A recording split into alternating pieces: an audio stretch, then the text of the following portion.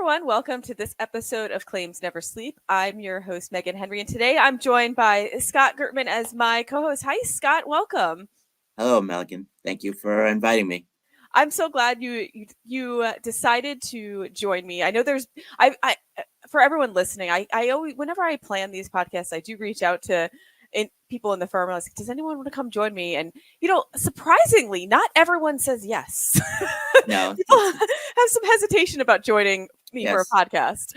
Yes. But I will say, I think after the fact that I did one with someone else last week, and he's like, I want to come on as many as you'd have me for. So maybe you'll join me again. Yes. Hopefully I'll feel the same way after. Yes.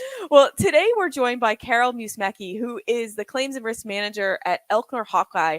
And she's here to talk about really all she sees as a risk manager and how things have changed throughout her career, how she's watched the landscape of risk management change, litigation change, and just how she does her job, looking at what risks her team could have and educating them and help avoid it, but also her philosophy on litigation and claims and how to approach defense of those things. So all in the New York boroughs, which is a whole other animal. Which that's why I wanted Scott to come on, because that's your bread and butter, really. Yep. So with that, let's bring her in. This is the Claims Never Sleep podcast, presented by Cruiser Mitchell, with your host, Meghan Henry. Good morning, Carol. Welcome to this episode of Claims Never Sleep. I'm so happy to have you. You were just telling us in our pre-production talk that you love podcasts, but this is your first time ever being a guest on one. So welcome. Thank you so much for having me. Before we dive in, since you shared that little tidbit with us that you love podcasts, what kind of podcasts do you usually listen to? Okay, well, I guess since this is going to be broadcast, I listen to podcasts about reality shows. Really? And there are several teams of people who are really good at recapping the shows, and it's very therapeutic. Mm-hmm. And it makes me laugh. I had a friend who went through a really rough time, and there was nothing that was making her smile or whatever. And I said, you're going to think I'm crazy. Listen to this podcast. And not that was the cure, but it helped. And she called me a few days later and was like, I see what you get out of it. It's funny and it's absurd and it's wonderful. So my guilty pleasure. So you watch all the reality shows that they talk about? I used to. I don't as much anymore. But listening to the recaps. Yes, that's all you need. Yeah. Well, I love that, because I understand not having the time to listen to or watch the reality shows, but I think the recaps they always add nice little funny anecdotes to it. My daughter listens to some of hers isn't so much about reality shows. She listens to someone who podcasts about silly TikTok videos, and she loves it. Well, when I started listening to podcasts, I was listening to murder podcasts. Mm-hmm. And after a while, I was like, this is getting awfully dark. So let me find something. And I did. From the dark to the silly, but it works. Yeah, I think we all need some sort of guilty pleasure in our lives, Absolutely. I do this. My guilty pleasure is I have this silly game on my phone that it's just this family that lives on an island, and I have to grow them crops and make them stones. But for me, it's just mindless. And my family makes fun of me, oh, you hanging out with your other family now? Because I'm like, well, they need to eat. They need to. Somebody's got to grow the crops, right? Yeah. Well, in any event, we aren't here to talk about, we could, I guess, talk about guilty pleasures, but we're here to talk about claims and all things claims. And Carol, you and I talked, I guess it was a while ago. It was probably a month ago. And we had a delightful conversation. And I was super excited to bring you on also because you were excited because you're like, I've never been on a podcast. I love listening to them. So I'm so happy to come on to one. But the on this podcast, we talk about claims and all things claims, but everyone on here has a different path into how they got into litigation or risk management or claims. And, you have a long, long career in risk management, but how did you get into the field? Was it something that you sought out to do, or did you kind of fall into it? It was totally accidental, unplanned. My first job in insurance was for Johnson and Higgins. I had a friend who worked there who got me a job as an assistant account executive. And I got to meet a lot of risk managers, multinational, international.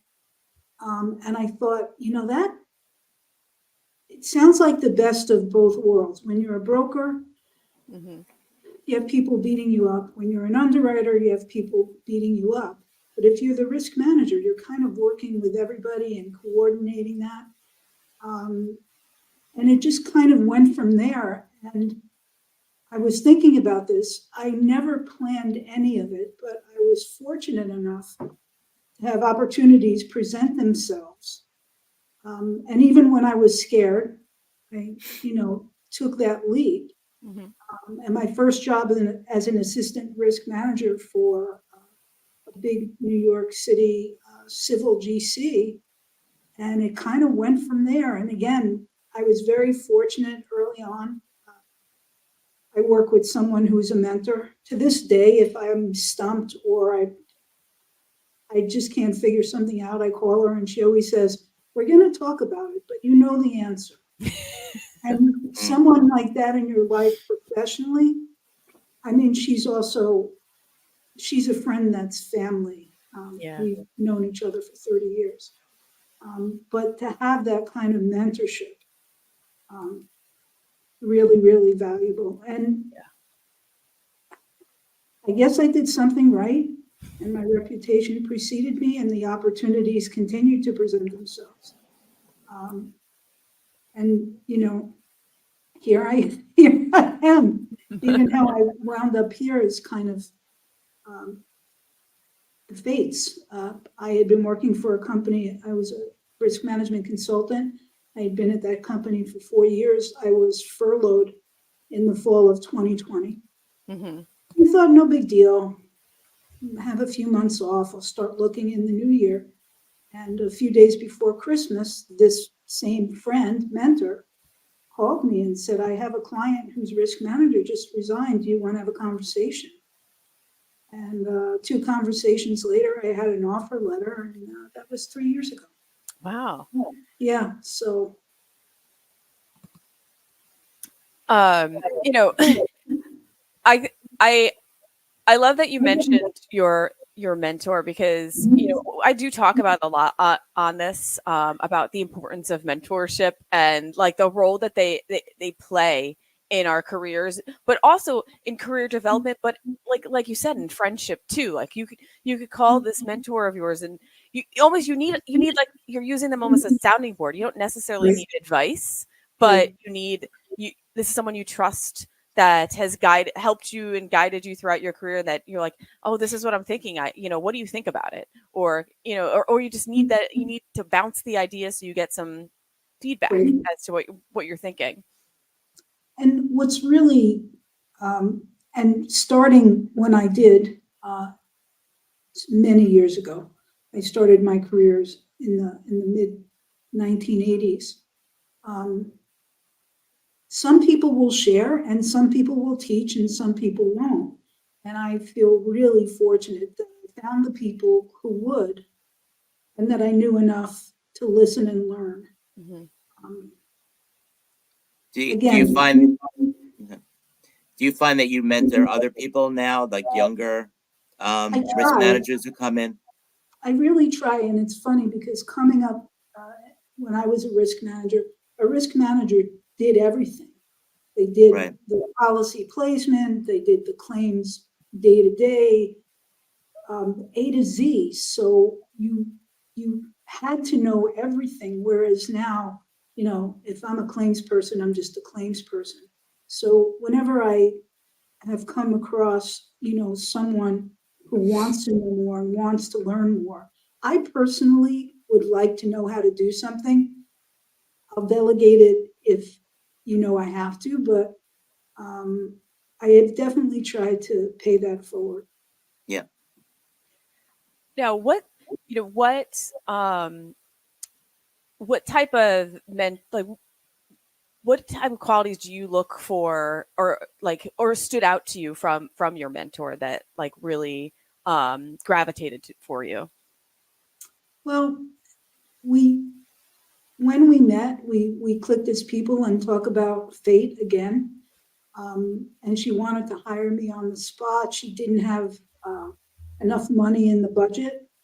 And I said, I can make a lateral move, but I can't make a move for less money. And 3 months later, and this is before cell phones and whatever, my landline rang on a Friday night and it was her. And she said, I hired someone else. It didn't work out. My boss said, give her whatever she wants to get her here. That's nice. Yeah. So how we even wound up in each other's lives. But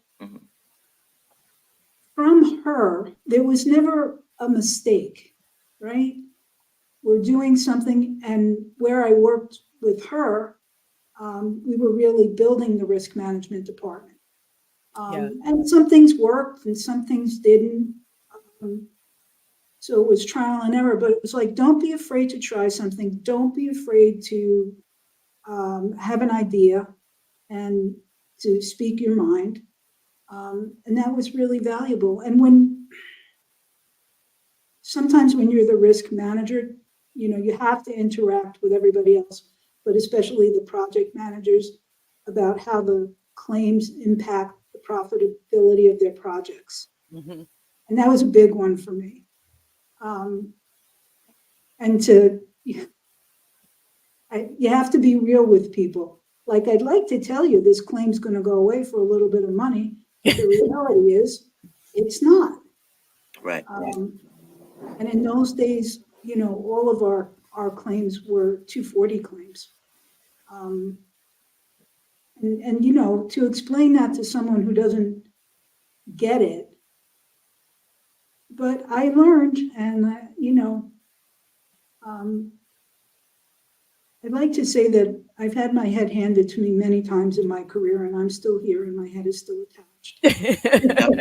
So, well, I don't think you're obviously doing something right. Like, I think you have to go through the hard to get to the good and to learn and grow. So if you were here to say like, oh, it's been easy the whole ride, and I did it right, I think I'd be like, you're lying, Carol. I tell you, it certainly has not been easy. And, the markets everything's changed. The underwriting criteria, how insurers handle claims, defense counsel. And I learned this a long time ago, that all of those people have to be part of the team and not just saying the words, but in everyday practice. So if I want to talk to one of my adjusters about a claim that I have issues or questions about, I want defense counsel on the phone too, because I don't want to, we have to all communicate and be on the same page. So that's really been of great value. I think, Megan, when we spoke, I had told you about a story speaking with an attorney defending one of our cases. And their firm is not on our panel, and will never get any other cases from me. And it's not us. No, and I basically said, make a motion for summary judgment. We never work there. How many affidavits do you want? And I said, that's my money. And she said, what do you mean? I said, we have a very large retention. And she said to me, oh, I didn't know it was your money. And I was so taken aback. Like, she didn't have any qualms saying that to me. Yeah. And if we weren't so far down the road, I'd pull the case and give it to somebody else to get us out. But that to me is very disheartening. Okay, you think that you're running the meter on the insurance company, but now you know you're running the meter and it's my company's money. Right. Yeah. It shouldn't really make a difference. I mean, Right. You should handle the case the right way. Even the fact that that distinction matters tells you kind of what you need to know about that firm. Absolutely. And Yeah. Is it unrealistic? I know you have to spend money to get out of things, even if Sure. you were never, ever there. But, Right. you know, when I look at a legal spend of $60,000 and I'm still in this, Right. it's troubling. Yeah, and especially I'm sure, you know, when you're looking at those types of bills too, and you see entries, and you're like, why are they doing this? Like, if our goal is X, why are we doing Y when Y isn't bringing us to X? What's the point? Right. And you know, we talk about that a lot too. Like, you have to define what you want your end game to be and what works for you and the client, and come up with the game plan. And you don't necessarily need to do all this, everything that you can do. You just need to do what needs to be done to get to where you are looking to get. Of course, things pop up, and you know, you have co-defendants who can make things harder, and plaintiffs' counsel who can make things harder. But just it shouldn't be a surprise to you. That should all be laid out before these actions are taken. $60,000 later shouldn't be like, oh, and by the way, we still need another 3 depositions, and we may not win this motion anyway. Right. Yeah. Right. You see, I might have said a bad word about plaintiffs' attorneys, but I won't. Because Yeah. Well, we all know. we're all part of the same cycle of life. Yes. Well, you know, I don't want to get too into it before we talk about first, like, where you are now and what you're doing now, and then we can talk more about your philosophies on risk management. So, like, tell us and our listeners, because they're like, who's Carol? What? Where's Carol managing her risk? So I work for a company, Elecnor Hawkeye. Elecnor is actually, the parent company is based in Spain.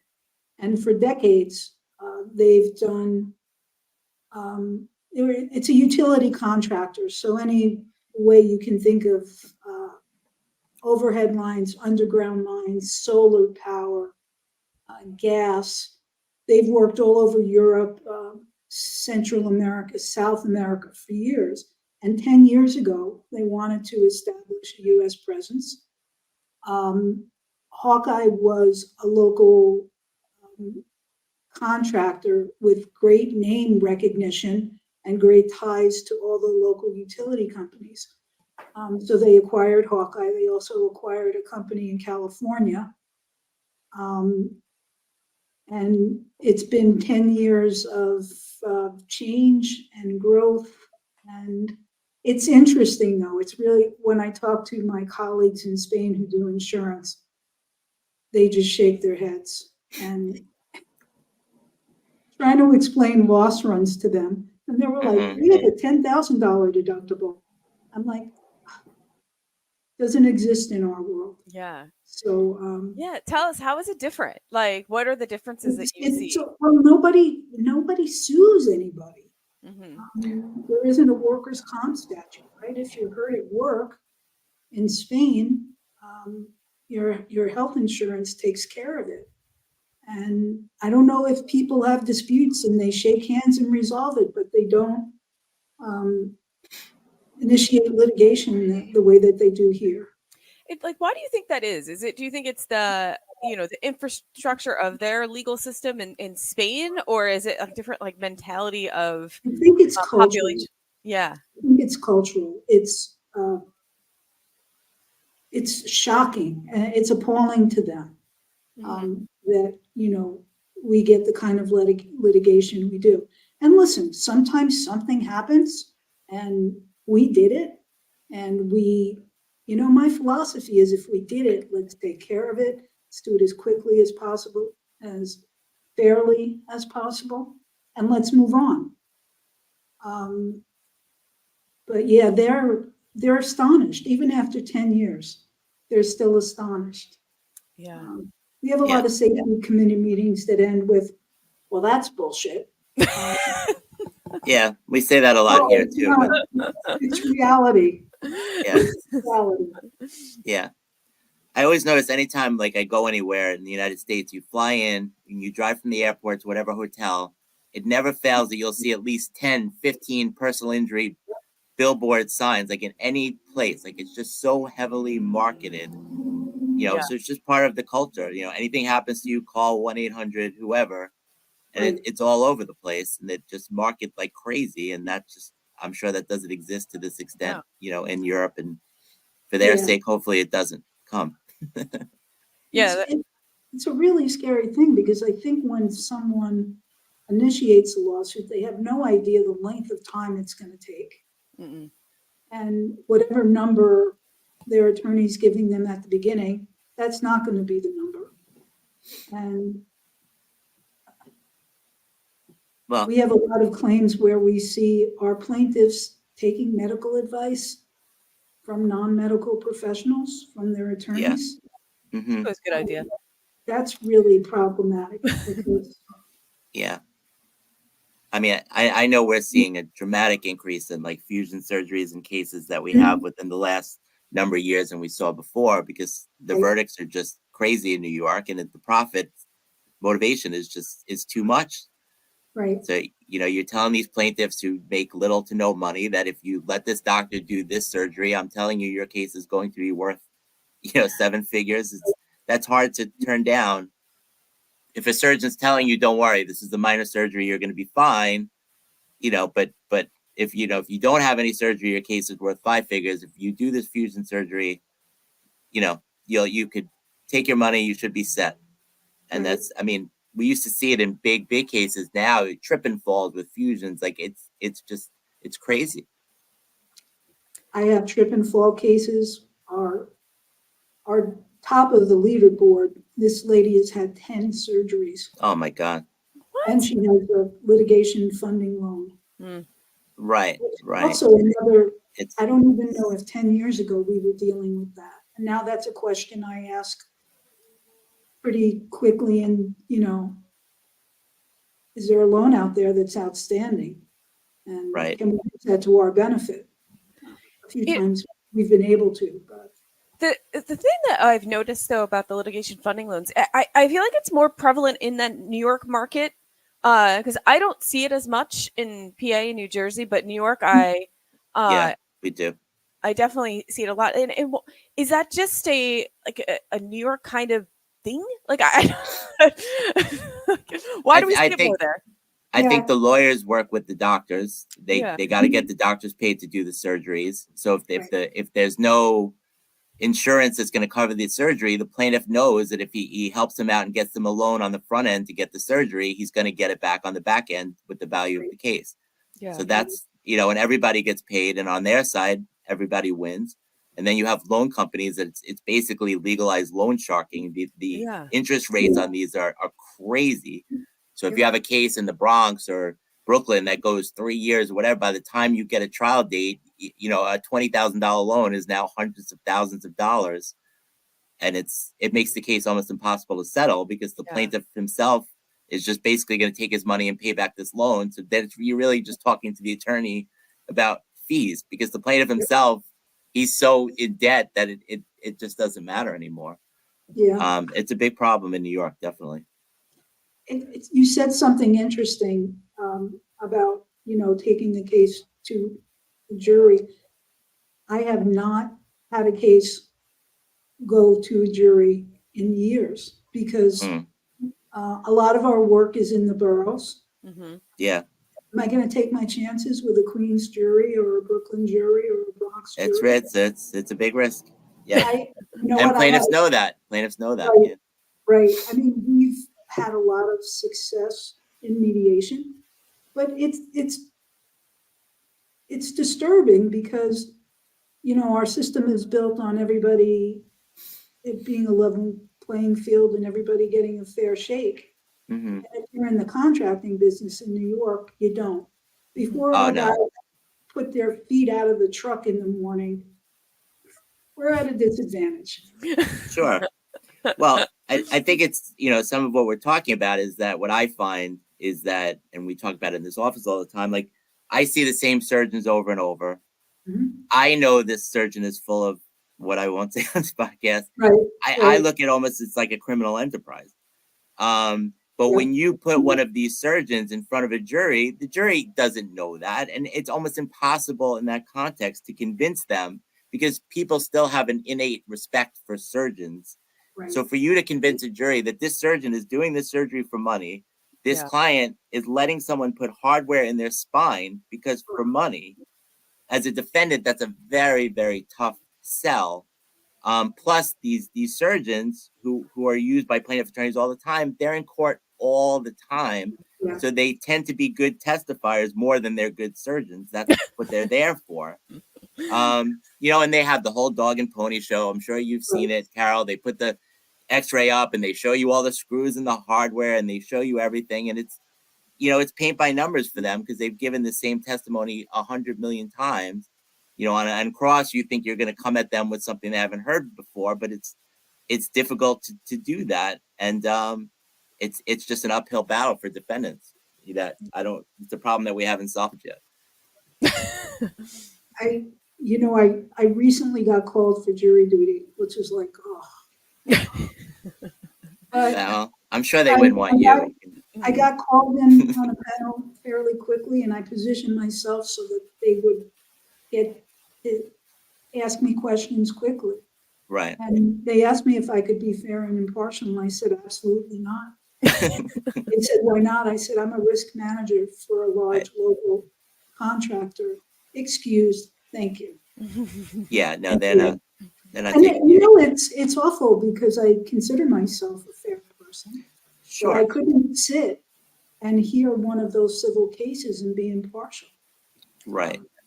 Well, I mean, but how could you really? You have too much other knowledge, right? To be able to. It's as similar to, like, say if you had like an orthopedic surgeon on the jury, like they're going to interpret the films themselves. So I would love an orthopedic surgeon on my jury. I know, but like they're probably never going to make it. No plaintiff is letting him. It's just, even if you say you're going to be impartial, you probably just truly, your human nature, you just can't be. And I couldn't sit there and mutter things under my breath that would prejudice other members of the jury. So you'd be in the jury deliberation room being like, let me tell you guys what's really happening here. What's really happening, yeah. It's all such nonsense. Yeah. So do you do primarily labor law cases now, or trip and falls, or what type of? So in my days when I worked for developers and doing ground up construction, I worked on the Hudson Yards project on both sides of the street for both different developers. Those, yes, labor law. Now, and it's kind of amazing that we don't get labor law cases, but we don't. We actually, for the nature of the work we do, we don't have a lot of workers' comp claims either. But it's mostly the trip and fall. It's us owing the utility company defense and indemnity. And sometimes, usually, we had worked there 3 years before. Right. Our work was approved. Right. Someone tripped and fell. That's, 3 winters. Who else dug up the street? Right. Drive down any city street or walk down any city street at your own peril. Yes. Your company does the paving, or do you sub that out? So it depends. In some areas, in Queens, we do the paving ourselves. Right. In Westchester, we sub it out. But it's funny because we've had a few claims to tender to the paving companies. Right. And it's like, Yeah, nobody Yeah. loves picking up You have a $10. contract, you have valid insurance, Yeah. why? can't we get Why are this you done? spinning your wheels? Yeah, Yeah, right. So, and you and I had talked about this before too, that the some of the challenges that you see is that you have your utility vehicles out there. You have a very large fleet, with your name on the side of it. It almost makes you a target, and as I think you were saying, it almost invites suits, because people will see, oh, there they are. I um, always, I always ask people, because maybe this is just whenever I've been in an accident, and I've been fortunate to not have been in a bad one, but you take a picture of the plate or whatever, and I always say, what color was the truck? What color was the logo? Did you catch the equipment number? mhm. The fleet exposure and the litigation as a result of auto. I mean, even just in the 3 years I've been here, if I had 5 accidents, maybe 2 or 3 of them, I got letters of representation. And now it's 5 out of 5. Yeah, People are treating, trying to clear the no fault bar. right. And that's really discouraging. And you're right, we have these really big vehicles, they take longer to stop. Mhm. They make very wide turns. We've had Do they some have really interesting things happen. Do they have cameras? They do. Mhm. They have That's GPS. Mhm. They have dash cams. And So that helps. recently, a lot of the vehicles, the newer vehicles, have driver-facing dash cams, which has become kind of a point of controversy. But So, what does everybody say after an accident, right? Oh, I reached for my phone, or I reached for the coffee, or I took my eyes off the road for 1 second, and then the accident happens. Mhm. So we're trying to use all the technology that's available. Yeah, And our insurance company really supports that as well. I think we know what our problems and our trends are, so we're trying to use the information not in a punitive way, but in a constructive way.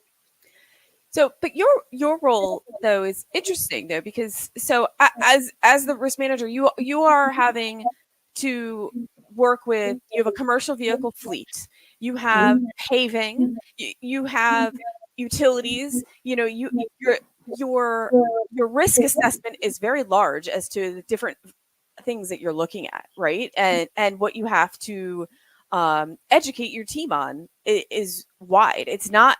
You're not just have commercial vehicles that are traveling. You're not just having a foreman on sites. You're not just having construction. You're multifaceted. So how do you go about educating your team as to mitigate potential risks? I think both our data that we collect from the vehicles and also our claims data, we have an incredible team of safety professionals.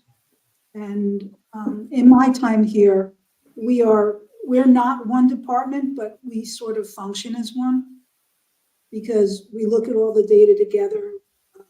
The trends are easily identifiable, and they're the people in the field taking the message back to everybody about, if you rear end somebody, even if that person stopped, even if that person stopped on purpose, if you hit him in the rear, it's our claim, and then it's just about damages. And I've gone out several times as well, because, if you don't do insurance, oh, we have insurance. Well, we have insurance after a really large deductible. So that's all money that's going out the door that's not coming back to the company bottom line. I think the other thing is, and senior management's really gotten behind this, yes, it's frustrating to have claims. It's frustrating to have accidents, but you got to lead with not yelling at them, but what's our purpose? Our purpose is, to provide the services we do to the utility companies. But our first obligation is that everybody goes home at the end of the day safe. And I think that's not a message that we communicate enough, because in the blink of an eye, something can happen that changes lives on both sides. Yeah. We had an incident. It's almost a year, and I just keep saying to my bosses, if we didn't learn from this, it's just devastating. And when I worked on the development side, ground up construction, I mean, they would have posters with pictures of people's kids, their dogs. We want you to go home. Think about what you're doing. If you're not sure, ask for help, those kind of things. And I know that they have so many feet of wire that they have to get under the ground today, but just take a minute. Yeah. Yeah, especially you're driving large trucks. Yes. If there's pedestrians involved, it's not going to go well. When one of those things flips over and slides, it's Yeah. not. But I would say, I think every claim there's something to learn from that you can use to educate your team with, because even if there's absolutely no liability, there is something to be learned from each claim, whether even if it's like, hey, like you didn't do anything wrong, but we probably could have done X, Y, and Z. So let's maybe implement, these best practices moving forward.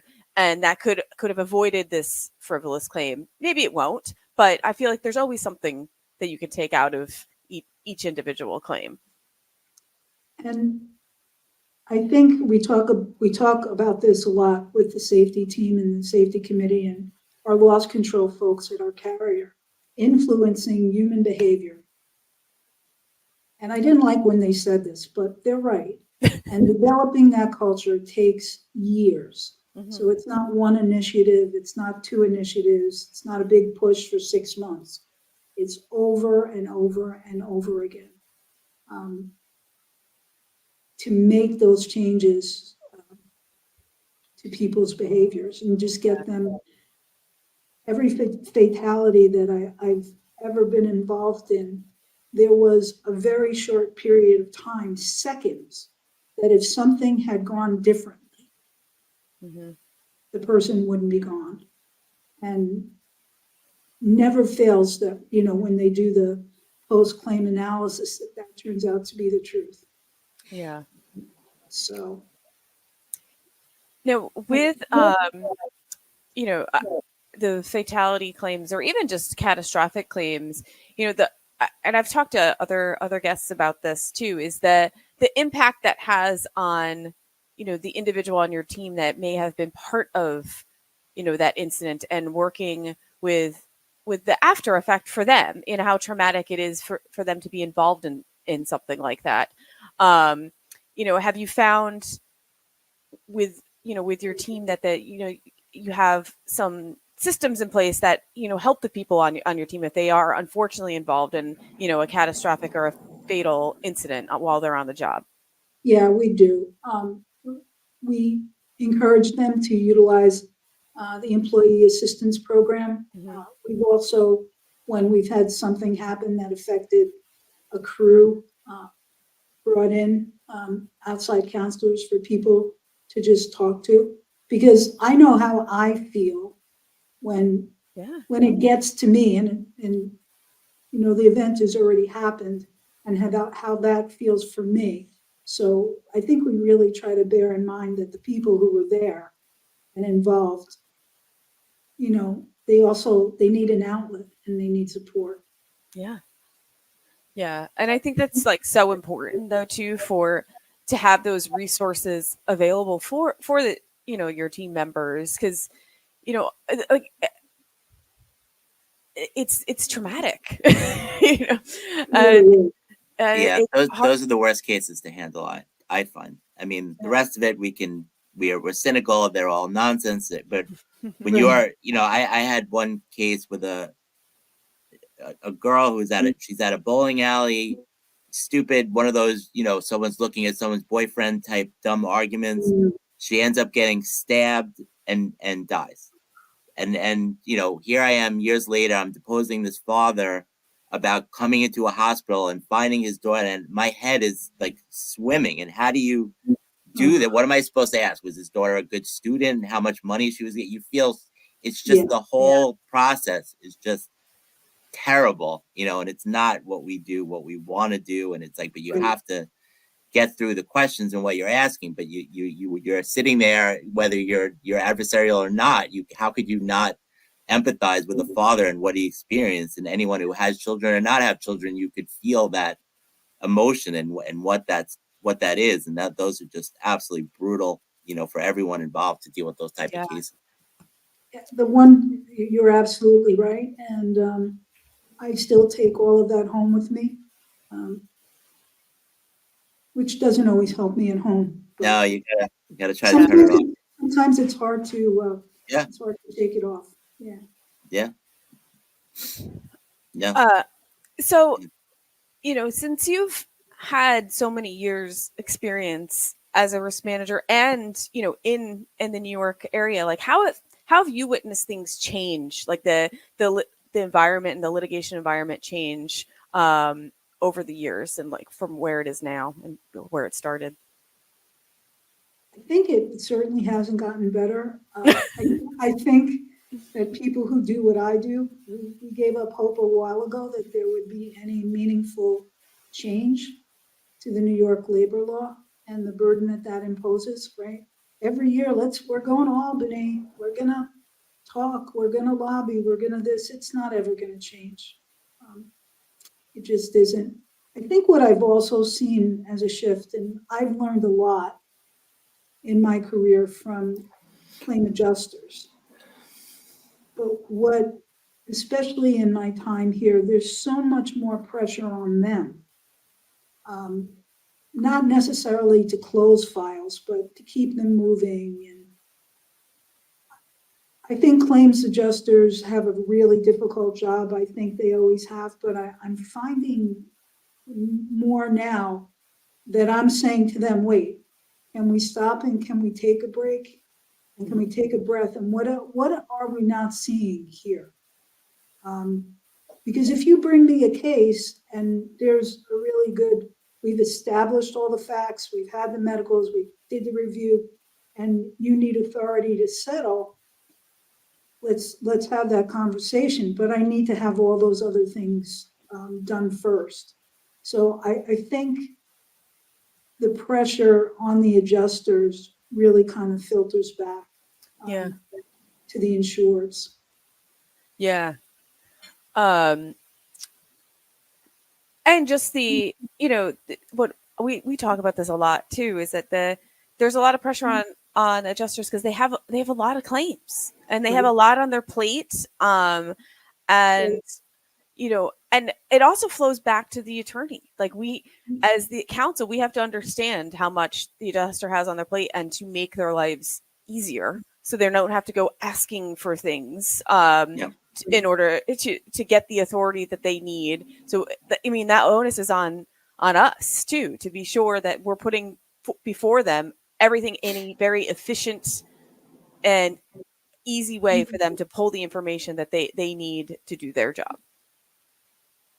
And I think this was true 20 or 30 years ago. However many files a claims advocate will tell you the adjusters have, they have twice that many, at least. And a good portion of them are serious. They're not just, we pop the sewer line, let's pay this person to put their basement back together kind of thing. Yeah. So going with that though, I mean, and it kind of dovetails off what you said earlier about that one case that you had with that defense counsel that you said you no longer will use them. But what are, and because we have a lot of attorneys that listen to this podcast, so and they're always looking to hear, what the client wants. So what are some things that your outside counsel do for you that you're like, this is best practices, this is what I look for? And on the flip side, what are some things that you see that you're like, if I see this, I like, just kind of like that example before, like, I'm not using that attorney anymore, or I'm going to think twice before assigning them their next file. So what we've been able to do in negotiations and communication with our insurer is narrow our panel down, because I want those attorneys to know, and it's fine for me to be the go-between, and a lot of times I am. I can get records and I can, send records. I want them to be a part of the team so that they can call my project manager. And the project manager will know who that is and what the purpose of the call. And I think we've gotten much better at kind of dispelling negative feelings. Like, these guys work for us. And I even say to my guys, when they're deposed, or even, depot prep, if anything happens that you're uncomfortable with or you have a problem with, I appreciate you letting me know in the feedback. Mm-hmm. I think, and I still have a few old cases that are winding down, but none of those folks have picked up on the fact that they haven't gotten any new work from us in 2 years. Yeah. I would think that's something that would pop up on the radar. But I think just that communication, and you're part of our team, and all of our interests are aligned. So, I mean, it took a little. And I still use our carrier as Travelers. I still use several of their panel counsel because they're really good. Yeah. And I start the year off going, okay, what's ready to go? What can we get a discount on? And let's move these, because the longer they hang around, it's not going to get any better. No, they never do. just more time for more treatment, more surgeries. That's generally the way these things go. It really is mind-boggling, right, to think, if I had to have surgery on something, I'd probably go to the 3 best doctors I could find, and not ask my attorney. Yes, well, that's why you're not a plaintiff. Probably never have been, nor will be. I have tripped and fallen in my life on the street. So have I. Yeah. Somehow you didn't tear both knees and 2 shoulders and herniate a disc at that same time. The goal is to get back up off the ground. Yes, so quickly, right. So that no one sees you. No one sees you brush yourself off, right? Yeah. Well, that's the norm. And now in the world of cameras and and phones, you want to get yourself up real quick before someone takes a video of it. True. That, what, that's also really changed what we do. Mm-hmm. Once in a while we have a motor vehicle accident and the dash cam might not be working, but our safety guys will go to every store up and down the street. Right. And more often than not, they get really good video. Yeah. Video is key. It's great. Anytime you can have it. It takes the subjectivity, and I always say to somebody, everyone gets accidents happen. It's okay. It's not about blame. And I think what you remember after you're in an accident might be different than what actually happened. And the one thing that the video does is it tells the story. Sure. So, and we don't use it to be punitive, because it's just My only regret is in New York, we have to exchange all the videos and surveillance before the deposition. I would always love to just depose the plaintiff, let him tell his story, and then afterwards say, okay, here's your car, here's the video. But they take so much of the fun out of it by not letting us do that. And then, the deposition happens, they've seen the video, they can do what they got to do. Or at trial, if you have surveillance video, you have to give it to them first. You can't do the whole, so you could never go shopping. You can't ever walk. You can't do this. Okay, is this you carrying a mattress down the stairs outside of your apartment? That would just be so enjoyable. But they had a good day, right? They had a good day. Yeah, exactly. The old good days, bad days. Sure. Yeah. Everything was working. They had a good day. Yeah. Right. Well, the thing with video too, that's I think so important though to remember is even if the video is bad for the defense, wouldn't you rather know that ahead of the game? Be like, Absolutely. I saw the video. Let's resolve this now. And right. I same thing goes with like incident reports and how important they are. Like even if the incident report is bad or like whatever happened in there is bad, I want to know that up front. I'd rather know it than there not be an incident report and then you're trying to recreate the wheel. It's helpful. Yeah. We have safety folks dispersed over our geographical area, and there's an online incident reporting system. So as soon as they enter that in, I see it, and we're able to jump on it, get people's statements. But you're right. All that information at the time it happens is so important because memories fade and people forget or say they forgot. And the people can be influenced though. It's not even just forgetting. It's like if, ideas can be planted and then suddenly that idea grows in your back of your mind and you think it's the reality. Yep. Especially if something happened 2 or 3 years ago. I mean, New York, it's a 3-year statute of limitations, right? Yeah. So, like you could be easily persuaded unknowingly as to the sequence of events. Yeah. A plaintiff's story is going to be different after he speaks to a lawyer than before. Yeah. I have the privilege of driving a company vehicle, and every time somebody cuts me off, I say, go ahead, bleep, bleep. I have a dash cam. I have a dash cam. You don't know that. Right. But, camera doesn't lie. I don't drive any differently than when I drive the car that I own. I actually am more aware than driving the company car. But I always really, we've actually had once or twice the plaintiff said, oh, we have dash cam. And I'm like, yeah, sure, you have dash cam. They did. And it showed our guy was at fault. So to your point, we don't go anywhere anymore where our actions aren't being captured somehow. Well, I remember years ago in Philly that the buses they were seeing, the SEPTA buses were seeing so many of these fraudulent suits. So they introduced these cameras inside the buses, and then because they would see the buses get in accidents, people would get on the bus. Oh yeah, get the jump-ins. Yeah. Yeah.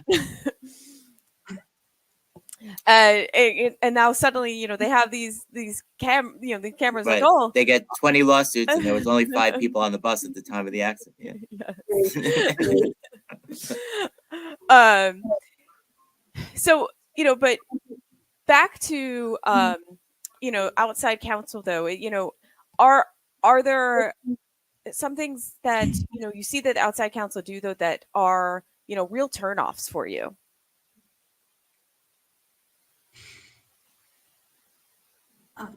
Obviously,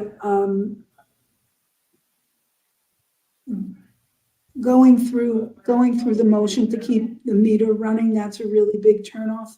I think on our cases since I've been here, we're dealing with attorneys who absolutely spend the money, but let's not file a motion if we know there's no way it's going to be granted. Well, do you need to approve on that, or do you have your attorneys check with you before they file motions, Yeah. or how do you Yeah. control that? Yeah, and general counsel is Mhm. very much involved Mhm. on those decisions as well. I guess I want them, and I understand everybody's busy. We all have a lot of claims cases, but let's be aggressive. Let's not be complacent. So I think that's my pet peeve, although except for the few files that are still with attorneys who will never get another case from me. We have that now, and we have that understanding. It took us a little while to get there, but we have it Yes. now. Yeah. So sometimes you use Travelers Panel Counsel, and sometimes you could assign your own, or how does it work? Yeah, we have 5 firms. When we get something new, once the file's set up, the adjuster will call me and ask me who I want it to go to. And based on what kind of case, we have one firm now that's probably doing a lot of our heaviest lifting in terms of the severity of the case. Although Travelers has a few of those as well. What I wonder is if those counsel that you were talking about that you will never see it, give a file again to. I wonder if they'll tune into this and be like, huh. I was just astonished. Like, she didn't know me. She knew she was talking to the client, and it didn't occur to her that saying something like, "Oh, I didn't know it was your money," was inappropriate. It's just, that's just so lost in whatever the hell you're thinking that you know. And was it a younger attorney, or were they? No, this is somebody who's been practicing for a while. Yeah, because I can see like a younger associate who's not as familiar with kind of how things work, saying something like that. Like I certainly early on didn't grasp how all the interrelationships between clients and insureds, and you're learning at that point. But if you're experienced, Yeah. I cannot wait for this case to be over. You can't pull it. You have to write it out. Well, I feel like we're so far down the road. Right. To start over again. Yeah. Yeah. Well, let me ask you this though. Something I'm curious about with respect to summary judgment motions, particularly in the boroughs, like because I practice a lot in Philadelphia, and summary judgment motions, like you're only going to file it in the best case scenario, and I kind of equate the boroughs being kind of similar. Is that how you kind of look at it as well? Because I feel like it's similar to Philly. Like you can have a really good motion, but as soon as you get an opposition, that judge is going to rubber stamp a denial simply because of an opposition. Right. And we're very, to your point, we're very particular when we use that. If there's a 10% chance, are we going to go down that road? We're not.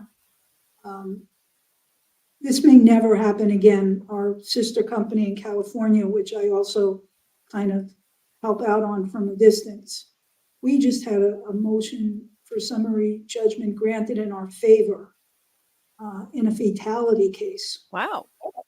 And yes. And going in, very experienced defense counsel. She wouldn't even say it was 50-50. And when her email came through, and she's a very laid back kind of person, it was all in capital letters. Yeah, those are fun emails to send. Yeah. I did a scene from Hamilton in my living room. There's a scene where they all stand on the chairs after the war is won. Yeah. We won. I was doing that because it just was the right thing happened. Yes. And the facts were judged on the basis of the facts without anything else being. Yes. It's unfortunate that we're surprised by that, but plaintiff still has some deep pockets in the case.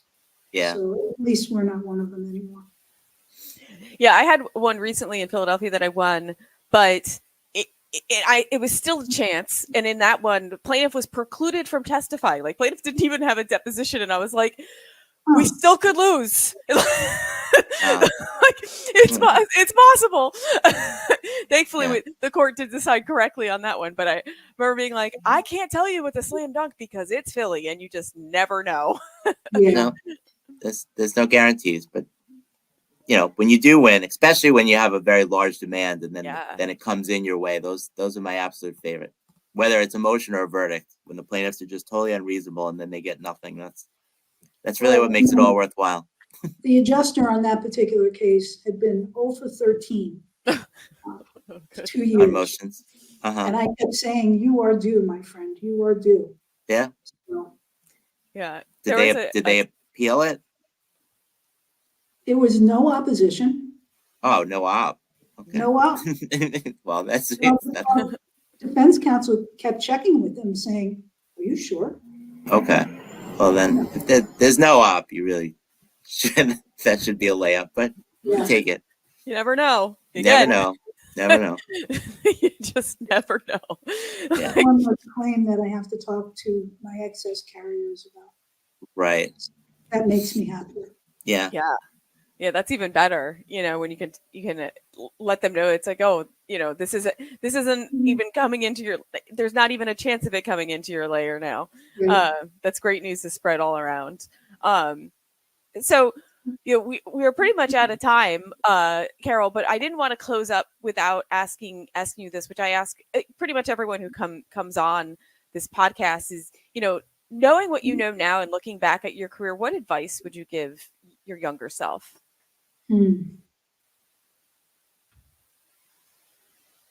I think to not be afraid. Yeah. Again, none of this has been planned. Imagine if I had planned it. But to not be afraid to take the chance. To not be afraid to open your mouth and say something that maybe doesn't make sense, but maybe it does. I think we get so, I don't know if it's one of the good things about getting older. I really don't have a problem speaking my mind. And if people have a problem with what I say, I'm happy to talk about it. We don't have to agree. But just that whole, can I do this? Can I do this? I would totally tell my younger self, yes, you can. Yeah. So, but sometimes it's scary, like just like you're saying, don't be afraid. But sometimes that fear can get the best of us, and I think a lot of it is like imposter syndrome too, like, oh, I don't know enough, or I'm not equipped for this, or I'm not as good as so and so at this, or just you put that self-doubt in yourself. Well, but you know what happens, and I have suffered from that. But when you do open your mouth in a room full of people and then you notice everyone's listening, and it's like, okay, I do have something to share. Yeah. And what I have to say is valuable. And that's a wonderful feeling. Yes. Well, I think that's great advice for your younger self and future self too, because everyone is, even at this stage in your career, you're still going to be faced with challenges and doubt. So you should continue to tell us, don't be afraid. I try not to be. That's good. It's a good place to be. Well, Carol, thank you so much for joining us. I hope your inaugural podcast experience was a positive one. And hopefully, we can keep talking, and maybe you can come back for a round 2. That would be awesome. I'd love to talk to you about the risk managers group that we formed, that we're forming. It's in its infancy, and we're looking to grow its members, and it's a group by risk managers for risk managers. So I'd love to come back and talk about that. Yeah, and we should absolutely do that. But before we go, why don't you share a little bit about what that group is? Because if there's other risk managers who are listening, I'd love for them to be able to look for it and reach out to you about it? So there's an organization called the Long Island Claims Association. And I think what they have found during their tenure is there was a real need to have a group, and there are a lot of professional groups, but to have a group that's just risk managers, where you don't have underwriters, you don't have brokers in the room, you don't have tech companies, people who are going to sell things to you. You just have risk managers who get together. We had our first meeting, have a guest speaker, and then have some time to sit and say, what issues are you dealing with and how are you dealing with them? And it's a little bit group therapy because when you're sitting with people who do what you do, they understand the challenges. But we're looking to grow the group organically. And again, not that we don't love our brokers and our underwriters and our attorneys, Sure. and our tech people, but we kind of want to keep it a safe space, if that makes sense. Yes. Yeah. Because a lot of professional organizations have grown so large, and there's so much, you know what, if I need to buy a service, I know where to go. I don't need someone to sit in a meeting with me to wait to pitch me. So I think that's what we're trying to accomplish. And I'm president of the group, not sure how that happened. You know what? I put myself out there. Yeah. I wasn't afraid. Yes. Somebody's got to take the step, right? Yeah. Well, and so now comes the part of learning how to, grow the group. And we're on LinkedIn risk manager group. And if you also go to the Long Island Claims Association page, there's a link to us. Okay.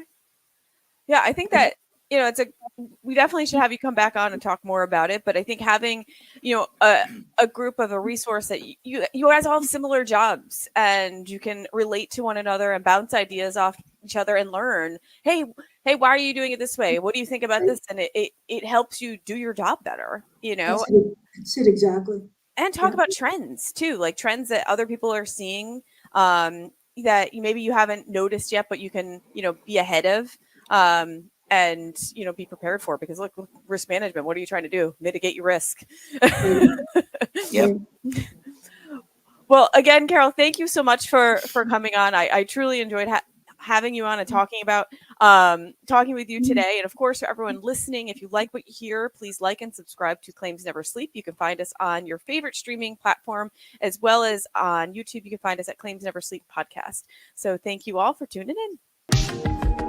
This is the Claims Never Sleep Podcast, presented by Cruiser Mitchell, with your host, Meghan Henry.